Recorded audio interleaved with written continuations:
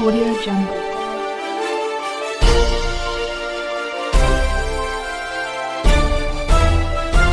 Audio Jungle.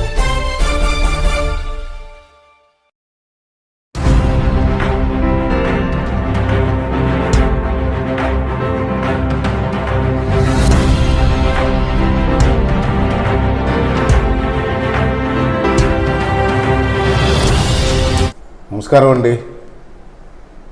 మన sadist ముఖ్యమంత్రి అదేనండి మన జగన్ రెడ్డి నిన్న ఉదయం మరొక దారుణమైన సంఘటనకి పూనుకున్న సంగతి మీ అందరికీ తెలుసు. గుంటూరు జిల్లాలో దూలుపాల నరేంద్ర గారంటే తెలియని వారు లేరు, అందరికీ తెలుసు. వాళ్ళ నాన్నగారు దూలుపాల చౌదరి గారు ఎమ్మెల్యేగా పనిచేశారు, మంత్రిగా పనిచేశారు. మంచి పేరున్న కుటుంబం. అతను యాక్సిడెంట్లో చనిపోయిన తర్వాత నరేంద్ర గారు రాజకీయాల్లోకి వచ్చి ఇప్పటికి 5 సార్లు ఎమ్మెల్యేగా గెలిచారు. 5 సార్లు ఎమ్మెల్యేగా గెలిచారంటే ఆ ప్రాంత ప్రజలు ఎంత గౌరవిస్తున్నారో, ఎంత ప్రేమిస్తున్నారో క్లియర్గా అర్థమవుతుంది కదా. అటువంటి వ్యక్తి, గౌరవప్రదమైన వ్యక్తి, రాజకీయ నాయకుడు, ప్రజల అభిమానాన్ని దోచుకున్న వ్యక్తి నరేంద్ర గారిని తెల్లవారుజామున 6 గంటలకి ఇంటికి వెళ్ళి మన ఏసీబీ వాళ్ళు 200 మంది పోలీసులతో వెళ్ళి ఎంత దారుణంగా అరెస్ట్ చేశారో మీరు అందరూ టీవీల్లోని పేపర్లోని చూశారు. ఎంత దారుణం అండి. ఏ ఆధారాలతో మీరు అరెస్ట్ చేశారండి? అటువంటి పెద్ద నాయకుల్ని, పేరున్న నాయకుల్ని, జనాల్లో ఉన్న నాయకుని అరెస్ట్ చేసే ముందు మీరు ఆధారాలు చూపించి ముందు నోటీస్ ఇచ్చి మీరు యాక్షన్ తీసుకోవాలి. ఏ ఆధారాలు లేకుండా కనీసం నోటీస్ ఇవ్వకుండా ఇంటికి వెళ్ళి ఏదో టెర్రరిస్ట్ని పట్టుకున్నట్టు చుట్టూ 200 మంది పోలీసులు పెట్టి ఇంట్లో ఆడవాళ్ళని బెదిరించి, జనాలను బెదిరించి అతి దారుణంగా మరి నరేంద్ర గారిని జీప్ ఎక్కించి స్టేషన్కి తీసుకెళ్ళడం ఎంతవరకు ధర్మమో ఒకసారి ప్రజలందరూ కూడా అర్థం చేసుకోవాల్సిన అవసరం ఉందని చెప్పి ఆలోచిస్తున్నారు. ఒకసారి ఆలోచించండి. ఏంటి దారుణాలు,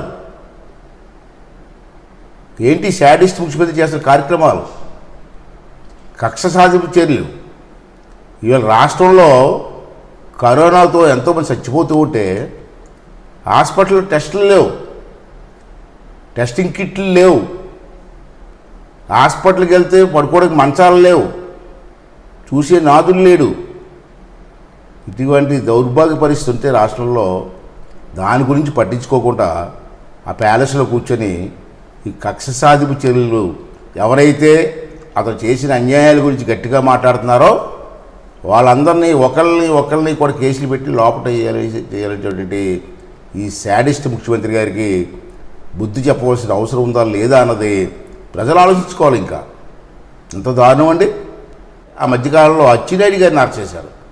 ఏ విధంగా అరెస్ట్ చేశారో మీకు తెలుసు.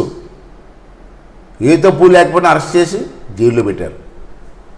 కొల్లు రవీంద్ర మాజీ మంత్రి, అతను కూడా ఏ తప్పు లేకుండా అరెస్ట్ చేసి జైల్లో పెట్టారు. ఇప్పుడు నరేంద్ర గారు మళ్ళీ ఆలపాటి రాజా అతని మీద కేసు బుక్ చేసినట్టు మళ్ళీ వార్తలు వస్తున్నాయి. ఏంటండి శాడిజం? నువ్వే దొంగ ముఖ్యమంత్రివి, నువ్వే పెద్ద దోపిడీదారుడివి. నీ మంత్రులు చాలామంది దోపిడీదారులు ఉన్నారు. నీ ఎమ్మెల్యేలు కూడా రాష్ట్రాన్ని అడ్డుగా దోసుకుంటున్నారు.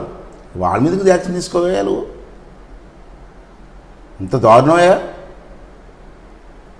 ఇది పద్ధతి కాదని చెప్పి నేను మనవి చేస్తున్నాను. ఈవేళ సంఘం డైరీ ఏంటి ఆరోపణలు చేస్తున్నారు?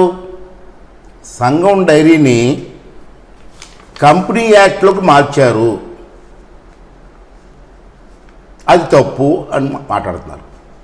సంఘం డైరీని ఒక ట్రస్ట్ ఏర్పాటు చేసి ఒక హాస్పిటల్ పెట్టి సేవలు చేయడానికి ప్రయత్నం చేశారు, అది కూడా తప్పు అంటున్నారు.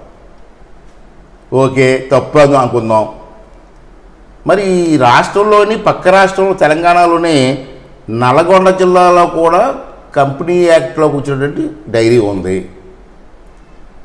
అలాగే విశాఖపట్నం ఎక్కడికి మా పక్క విశాఖపట్నంలో కూడా మరి విశాఖ డైరీ కంపెనీ యాక్ట్లోకి మార్చారు, అది రైటా? మరి ఇది రైట్ అయినప్పుడు సంఘం డైరీ కూడా రైటే కదా? లేదు, సంఘం డైరీ తప్పు అయినప్పుడు విశాఖ డైరీ నల్గొండ డైరీ చేసేటువంటిది కూడా తప్పే కదా? మరి వాళ్ళ మీద ఎందుకు యాక్షన్ తీసుకోవట్లేదు మీరు? ఎందుకు తీసుకోవట్లేదు? దానికి సమాధానం చెప్పాలి మీరు. విశాఖ డైరీ వాళ్ళు మీ పార్టీ మనుషులు చేయరా? ఏసీబీ వాళ్ళు మీకు చెప్పాలి. ముఖ్యమంత్రి గారి పార్టీ కాబట్టి ముట్టుకోరా? లేకపోతే పార్టీలో జాయిన్ అయినప్పుడు కోట్లాది రూపాయలు ఇచ్చి పార్టీలో జాయిన్ చేశారు కాబట్టి వాళ్ళ మీద టచ్ చేయరా మీరు? మన విజయసాయి రెడ్డి విశాఖపట్నంలో పాదయాత్ర చేసినప్పుడు పాదయాత్రలో మొత్తం భోజనాలు, టిఫిన్లు, మజ్జిగ ప్యాకెట్లు, డబ్బులు అన్నీ ఇచ్చారు కాబట్టి విశాఖ డైరీ వాళ్ళు ఏ తప్పు చేసినా మీరు యాక్షన్ తీసుకోరా? ఈ శాడిస్ట్ ముఖ్యమంత్రి ఎవరి పేరు ఇస్తే వాడి మీద యాక్షన్ తీసుకుంటారా? మంచి చెడు లేదా? ఆ కుటుంబం తాలూకు పరపతి ఏంటి? ఆ మనుషులు ఏంటి? వాళ్ళు చేసిన సేవ ఏంటి? ఇవన్నీ చూడరా మీరు? చెయ్యండి, తప్పు చేస్తే యాక్షన్ తీసుకోండి. కానీ మీరు చెప్పాలి కదా, ఏ తప్పు చెప్పాలి కదా, నిరూపించాలి కదా. కానీ నిరూపించిన తర్వాత కదా జైల్లో పెట్టాలా? ఈ శాడిస్ట్ ముఖ్యమంత్రి పెట్టి పెడేస్తారండి? ఇది చాలా తప్పు అని చెప్పి ఈ సందర్భంలో మనం చేస్తున్నాను. మరి నరేంద్ర గారు చేసిందే తప్పు అయితే విశాఖ డైరీ చేసింది కూడా తప్పే కదా? నల్గొండ చేసింది డైరీ చేసింది కూడా తప్పే కదా? మీకు నిజంగా మానవత్వం ఉంటే ఏసీబీ వాళ్ళు మీ డ్యూటీ మీద మీకు నమ్మకం ఉంటే మీరు వాళ్ళు కూడా యాక్షన్ తీసుకోండి. ఇప్పుడు నేను మాట్లాడింది ఏం తప్పు ఉంటే నాకు రిప్లై ఇవ్వండి, తప్పులేదు. నేను చెప్పినటువంటి ప్రెస్ మీట్ చూసిన తర్వాత నేను చెప్పిన దాంట్లో తప్పు ఉంటే మీరు రేపే ప్రెస్ మీట్ పిలిచి ఖండించండి, తప్పులేదు, దాంట్లో తప్పులేదు. నేను తెలుసుకుంటాను, నేను సరిదిద్దుకుంటాను. కానీ మీరు చేసింది 100% తప్పు. మీకు ఒక విషయం చెప్పాలి, ఏసీబీ వాళ్ళకి, సిఐడి వాళ్ళకి, పోలీస్ డిపార్ట్మెంట్కి. ఆ విషయం ఏంటంటే పూర్వం మా చిన్నతనంలో ఏసీబీ, సిఐడి అంటే చాలా గొప్పగా చెప్పుకునేవాళ్ళు. సిఐడి అట, ఏసీబీ అట, ఏదైనా కేసు తీసుకుంటే న్యాయం చేస్తారట, మంచి డిపార్ట్మెంట్లు అని చెప్పుకుంటేవారయ్యా. మీరు ఈవేళ చూస్తే ఇలా దిగజారిపోయారు, నాకు అర్థం అవ్వదు.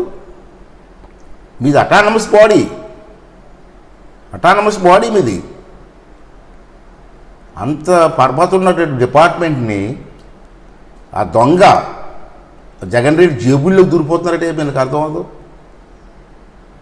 సిఐడి డిపార్ట్మెంటు, పూర్వం సిఐడి డిపార్ట్మెంట్ సినిమాలు చూసేవాళ్ళం, 007 సినిమాలు గొప్పగా ఎంత గొప్పగా చెప్పుకుంటాం సిఐడి డిపార్ట్మెంట్.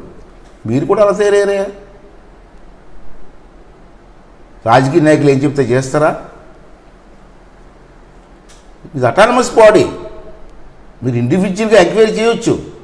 ముఖ్యమంత్రి గారు చెప్పిన వాళ్ళకి చేసేస్తారా? మీరు కొంతమంది ఆఫీసర్లు మీరు రైట్ చేస్తున్నారు, లంచాలు తీసుకుంటున్నారండి. ముఖ్యమంత్రి గారు ఆర్డర్ తీసుకుంటున్నారా? మీకు రిపోర్ట్ వస్తే వెళ్తున్నారు, పట్టుకుంటున్నారు, మంచిది అది. అలాగే ఇప్పుడు ఎవరిచ్చినా రిపోర్ట్ ఇచ్చినా మీరు యాక్షన్ తీసుకుంటారా? అలాగైతే మేము ఇస్తాం, నల్గొండ మీద విశాఖ డైరీ మీద రిపోర్ట్ ఇస్తాం, యాక్షన్ తీసుకుంటారా? మరి ముఖ్యమంత్రి గారు పర్మిషన్ తీసుకుంటారా? ఏమిటండి ఇంత దిగజారిపోతే ఈ వ్యవస్థలో మీకు రాష్ట్రంలో కానీ దేశంలో కానీ న్యాయం ఎక్కడ దొరుకుతుందండి? న్యాయం కోసం ఎవరి దగ్గరికి వెళ్ళాలండి మేము? ఇది తప్పు అండి. ఏసీబీ అధికారులకు మనం చేస్తాను, చాలా తప్పు చేస్తాను. మీరు పోలీస్ డిపార్ట్మెంట్ అలాగైపోయిందండి. ఆంధ్ర రాష్ట్ర పోలీసు అంటే ఎంత గౌరవం ఉండేది. ఈవేళ పోలీసులు ఎలా తయారయ్యారండి? ఎవరిని అరెస్ట్ చేయమని చేసేయడమే, వెనక ముందు ఆలోచించవలసిన పని లేదు. దొంగోడిని పట్టుకోవాల్సిన పోలీసులు ఒక దొంగోడు చెప్పిన ఆర్డర్స్ ఇంప్లిమెంట్ చేస్తున్నారు. అది కర్మ మన రాష్ట్రంలో. ఇంతకంటే దౌర్భాగ్యం ఏముంటుందండి? అంటే ఏసీబీ పెద్దలు కానీ, సిఐడి పెద్దలు కానీ నేను మనస్ఫూర్తి కోరుకుంటానండి. ఒక సీనియర్ వ్యక్తిగా రాజకీయ నాయకుడికి మాట చెప్తాను మీకు. దయవుంచి ఇది అటానమస్ బాడీగానే వ్యవహరించండి. మీరు ఉన్నతమైన స్థానంలో ఉన్నారు. మీ డిపార్ట్మెంట్కి ఎంతో గౌరవం ఉంది ప్రజల్లో. మీ డిపార్ట్మెంట్ ఎంతో నమ్మకం ఉంది ప్రజల్లో. ఆ నమ్మకాన్ని పాడు చేసుకోవద్దండి. దయించి న్యాయబద్ధంగా వ్యవహరించండి. ఎవరు తప్పు చేసినా మీరు న్యాయంగా వెళ్ళండి, తప్పులేదు.